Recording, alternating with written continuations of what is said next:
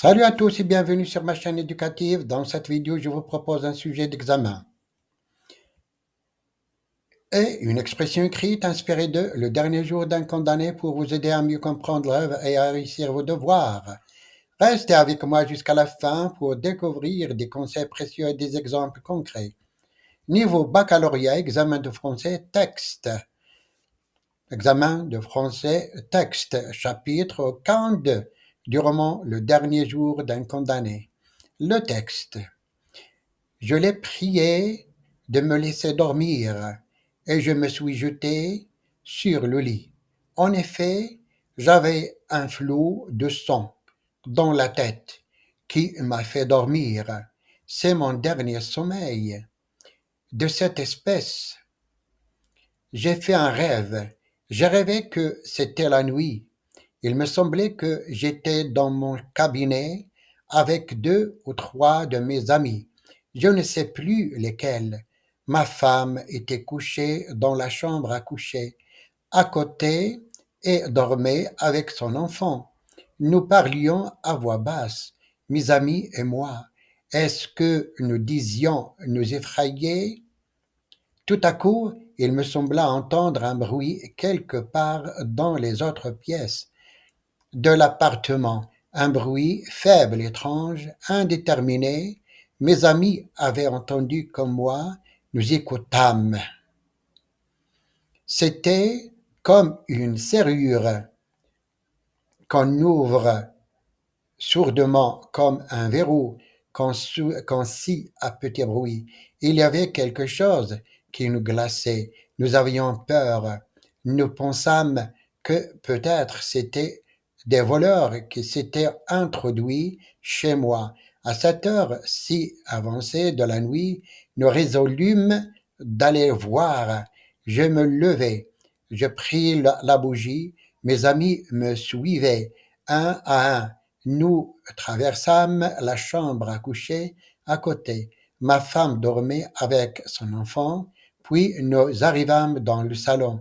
Rien, les portraits étaient immobiles dans leur cadre d'or sur la teinture rouge. Il me sembla que la porte du salon à la salle à manger n'était point à la salle ordinaire, n'était point à sa place ordinaire. Nous entrâmes dans la salle à manger, nous en fîmes le tour. Je marchai le premier. La porte sur l'escalier était bien fermée, les fenêtres aussi. Arrivé près du poêle, je vis que l'armoire au linge était ouverte et que la porte de cette armoire était tirée sur l'angle du mur, comme pour le cacher. Cela me surprit. Nous pensâmes qu'il y avait quelqu'un derrière la porte. Je portai la main à cette porte pour refermer l'armoire. Elle résista. Étonné, je tirai plus fort. Elle céda brusquement et nous découvrit une petite vieille, les mains pendantes, les yeux fermés, immobile, debout et comme collée dans l'angle du mur. Cela avait quelque chose de hideux et mes cheveux se dressent d'y penser. Je demandai à la vieille, que faites-vous là? Elle ne répondit pas. Je lui demandai, qui êtes-vous? Elle ne répondit pas, ne bougea pas, resta les yeux fermés. Mes amis dirent, c'est sans doute la complice de ceux qui sont entrés avec de mauvaises pensées. Ils se sont échappés et nous entendons de venir. Elle n'aura pu finir. Il s'est caché là. Je l'ai interrogé de nouveau. Elle est demeurée sans voix, sans mouvement, sans regard. Un de nous l'a poussée à terre. Elle est tombée. Elle est tombée toute d'une pièce, comme un morceau de bois, comme une chose morte. Nous l'avons remuée du pied, puis deux de nous l'ont relevée et de nouveau appuyée au mur. Elle ne donnait aucun signe de vie. On lui a crié dans l'oreille. Elle est restée muette comme si elle était sourde. Cependant, nous perdions patience et il y avait de la colère dans notre terreur. Un de nous m'a dit, mettez-lui la bougie pour le montant. sous le montant. Mettez-lui la bougie sous le montant. Je lui ai mis la mèche enflammée sous le montant. Alors il a ouvert un œil et demi, un œil vide, terne, affreux, et qui ne regardait pas. J'ai ôté la flamme et j'ai dit: Ah, enfin, répondras-tu, vieille sorcière, qui es-tu? L'œil s'est refermé comme de lui-même. Pour le coup, c'est trop fort. On dit les autres: encore la bougie, encore. Il faudra bien qu'elle parle. J'ai replacé la lumière sous le menton de la vieille. Alors il a ouvert ses deux yeux lentement, nous a regardés tous les uns après les autres, puis, se baissant brusquement, a soufflé la bougie avec un souffle glacé. Au même moment, j'ai senti trois dents aiguës s'imprimer sur ma main dans les ténèbres. Je me suis réveillé frissonnant et baigné d'une sueur froide. Le bon aumônier était assis au pied de mon lit et lisait des prières. Ai-je dormi longtemps? Lui ai-je demandé. Mon fils, m'a dit-il, dis, vous avez dormi 1 heure. On vous a amené votre enfant. Elle est là dans la pièce voisine qui vous attend. Je n'ai pas voulu qu'on vous réveillât.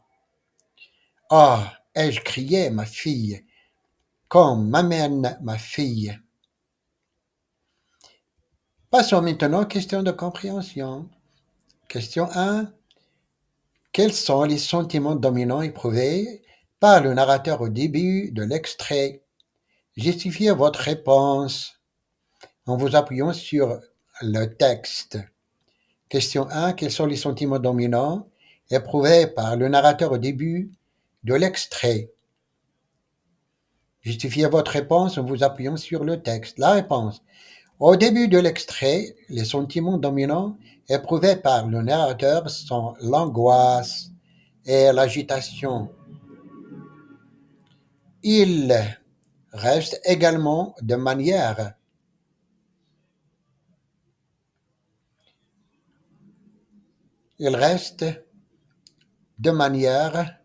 également. Je répète la réponse. Au début de l'extrait, les sentiments dominants éprouvés par le narrateur sont l'angoisse et l'agitation. Le texte, un flot de son dans la tête, un bourdonnement dans les oreilles, une agitation dans toutes les fibres qui m'empêchait de fermer l'œil. Elle reste également de la manière. Cette première concession de la misère est venue. Ces rêves sont qualifiés d'horribles. D'après le texte, j'ai fait des rêves horribles, témoignant de sa terreur face à son sort. Question 2. Vrai ou faux? Dites si les affirmations suivantes sont vraies ou fausses. Justifiez votre réponse en citant des passages du texte. Cas A. Premier cas. Le narrateur se sent favorisé par le fait que sa cellule n'est pas ouverte au lever du jour. B. L'aumônier est resté auprès du narrateur après le départ du directeur et du gendarme. Question 2. Vrai ou faux? Dites si les affirmations suivantes sont vraies ou faux. Justifiez votre réponse en citant des passages du texte. La première affirmation A. Le narrateur se sent favorisé par le fait que sa cellule n'est pas ouverte au lever du jour. B. L'aumônier est resté auprès du narrateur après le départ du directeur et du gendarme. La réponse est A. Vrai. Le texte. On n'a pas ouvert la mienne. J'ai cru que c'était une faveur. B. Vrai. Le texte. Le directeur a fait un signe aux gendarmes et ils sont sortis. L'aumônier est resté. La question 3. Question du choix multiple. Quel événement crucial est annoncé au narrateur par le directeur de la prison si sa libération prochaine? B. La visite de sa fille, c'est l'heure de son exécution. Question 3. À choix multiples, quel événement crucial est annoncé au narrateur par le directeur de la prison? A. Sa libération prochaine. B. La visite de sa fille. Et C. L'heure de son exécution. La réponse, c'est C. L'heure de son exécution. D'après le texte, tout à l'heure à 3 heures. Question 4. C'est une question ouverte. Pourquoi les cris joyeux des autres prisonniers contrastent-ils avec l'état émotionnel du narrateur? Question 4. Pourquoi les cris joyeux des autres prisonniers contrastent-ils avec l'état émotionnel du narrateur? La réponse, les cris joyeux des autres prisonniers qui profitent de leur promenade.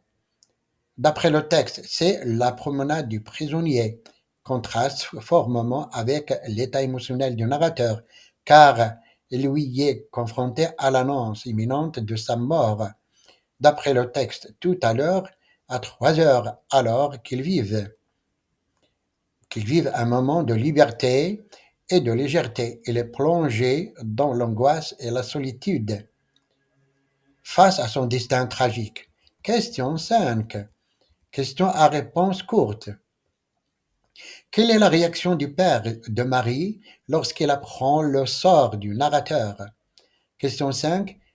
Quelle est la réaction du père de Marie lorsqu'elle apprend le sort du narrateur? La réponse, le père de Marie ne répond pas par des mots, mais le regard avec une expression de douleur inexprimable. D'après le texte, il m'a regardé avec une expression de douleur inexprimable. Puis il fond en larmes.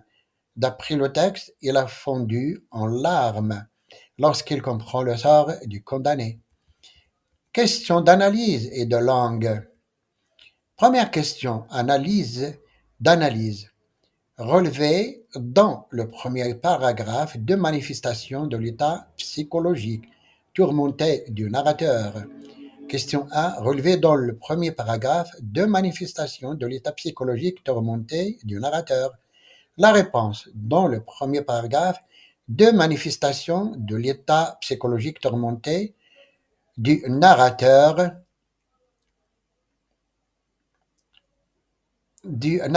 sont: première réaction, l'insomnie causée par l'agitation intérieure. D'après le texte, un fort de son dans la tête, un bourdonnement dans les oreilles, une agitation dans toutes les fibres qui m'empêche de fermer l'œil.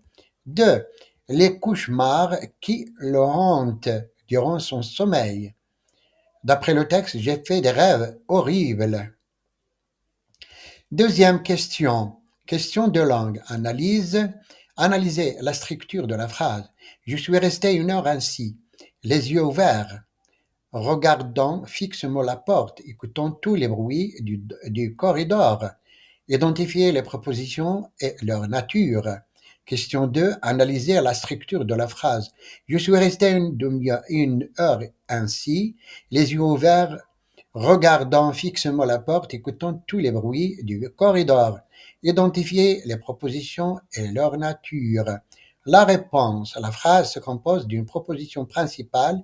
Je suis resté 1 heure ainsi et de deux participes présents employés avec une valeur adverbiale, regardant fixement la porte et écoutant tous les bruits du corridor. Ces participes présents indiquent la manière dont le narrateur est resté 1 heure.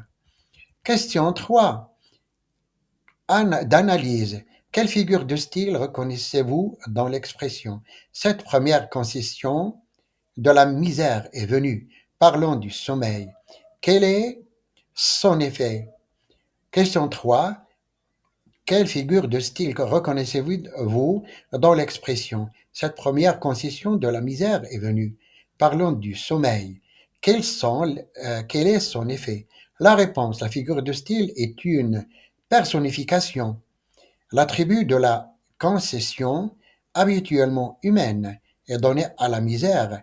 Est de souligner que même le sommeil, qui est un besoin naturel, est ici perçu comme un bienfait accordé par la misère elle-même, illustrant la condition désespérée du narrateur. Question 4. Question de langue. Conjugué au futur simple de l'indicatif. Le verbe croire à toutes les personnes en illustrant par une phrase tirée du texte ou inspirée de celui-ci. Question 4. Conjugué au futur simple de l'indicatif. Le verbe croire à toutes les personnes en illustrant par une phrase tirée du texte ou inspirée de celui-ci. La réponse, je croirai. La phrase, je croirai à un miracle jusqu'au dernier moment. Tu croiras. Tu croiras entendre encore ces cris.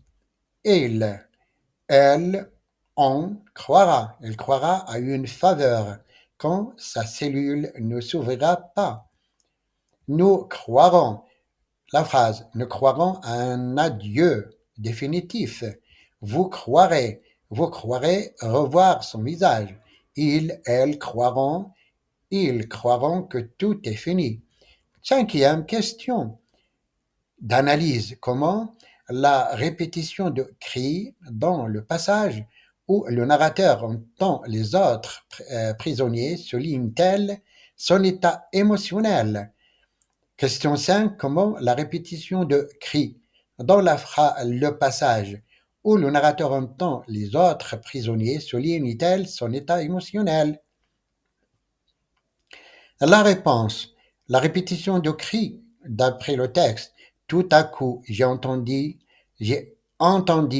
des cris joyeux dans la cour. J'ai tendu l'oreille. Qu'est-ce que c'est? Qu'est-ce que c'est? Et j'ai demandé à l'aumônier. Il m'a répondu, c'est la promenade des prisonniers. Des cris encore. Des cris de joie et moi met en évidence le contraste poignant entre la joie collective des autres prisonniers et le désespoir solitaire du narrateur. Ces cris de joie résonnent douloureusement pour lui, qui est sur le point de mourir, intensifiant son sentiment d'isolement et d'injustice. Question 6. De langue. Remplacez le mot hideux par de synonymes de sens proche dans la phrase. Que j'étais interrogé par des juges hideux. Question 6. Remplacez le mot hideux par de synonymes de sens proche dans la phrase. Que j'étais interrogé par des juges hideux. La réponse. On pourrait remplacer hideux par horrible ou effroyable. La phrase deviendrait que j'étais interrogé par des juges horribles ou que j'étais interrogé par des juges effroyables. La septième question d'analyse. Quel rôle joue l'arrivée du père de Marie dans le récit? Question 7.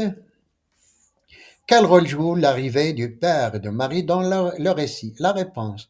L'arrivée du père de Marie joue un rôle crucial dans le récit. Elle concrétise la réalité de la mort pour le narrateur à travers la douleur d'un autre père. Elle permet également d'introduire le thème poignant de la séparation d'avec sa propre fille et intensifie l'émotion du narrateur à l'approche de sa propre exécution. Question 8. De langue. Identifier le ton verbal dominant dans le premier paragraphe et expliquer pourquoi son emploi est pertinent dans ce contexte. Question 8. Identifier le ton verbal dominant dans le premier paragraphe et expliquer pourquoi son emploi est pertinent dans ce contexte. La réponse. Le temps verbal dominant dans le premier paragraphe est le passé simple. Prier, jeter, avait, était, resté, regardant, écoutant est devenu a fait, semblait, montait, descendait, était, regardait, et semblait, et entrait, en approchait, en liait, en occupait, en glissait. Me suis réveillé, était, a pris, se lever, a ouvert, écrit et entré, a dit. Son emploi est pertinent car il relate des actions passées et achevées dans le déroulement du récit, soulignant la succession des événements et l'enfermement du narrateur dans cette journée fatale. Question 9 d'analyse. Comment interprétez-vous la réaction de Marie lorsqu'elle revoit son père? Quel sentiment semble l'animer? Question 9. Comment interprétez-vous la réaction de Marie lorsqu'elle revoit son père? Quel sentiment semble l'animer? La réponse. La réaction initiale de Marie est marquée par le non-reconnaissance. D'après le texte, il ne m'a pas reconnu d'abord. Et la frayeur. D'après le texte, il s'est détourné avec un mouvement de frayeur. Il me regardant toujours avec cette même expression étrange. Cela suggère qu'il a été profondément affecté par l'absence de son père et peut-être par les circonstances et son emprisonnement. Finalement, lorsqu'elle le reconnaît, elle se jette dans ses bras en sanglotant, elle appelle papa. D'après le texte, alors il s'est lancé et elle a enfoui sa petite tête dans mon sein en sanglotant papa, a-t-elle dit, exprimant son amour et son soulagement retrouvé. Question 10. De langue, réécrivez la phrase suivante en remplaçant la proposition subordonnée conjonctive par un groupe nominal équivalent. J'ai cru que c'était une faveur. Question 10. Réécrivez la phrase suivante en remplaçant la proposition subordonnée conjonctive par un groupe nominal équivalent. J'ai cru que c'était une faveur. La réponse. J'ai cru à une faveur ou j'ai eu la croyance d'une faveur. Passons maintenant aux productions écrites. L'énoncé. Dans cet extrait, la figure de la fille représente un puissant motif d'espoir et de désespoir pour le narrateur, condamné à mort. Pensez-vous que les liens familiaux peuvent être une source de force ou de faiblesse face à une épreuve extrême? Je répète le sujet. Dans cet extrait, la figure de la fille représente un puissant motif d'espoir et de désespoir pour le narrateur, condamné à mort. Pensez-vous que les liens familiaux peuvent être une source de force ou de faiblesse face à une épreuve extrême? Développez votre point de vue dans un texte argumentatif d'une quinzaine de lignes en vous appuyant sur des exemples littéraires ou sur votre propre expérience de lecture. Voilà les critères de la correction: conformité à la consigne, 2 points, cohérence de l'argumentation, 3 points, et structure du texte, 2 points, et la correction de la langue, 2 points. Maintenant, on passe à la correction de la production écrite possible.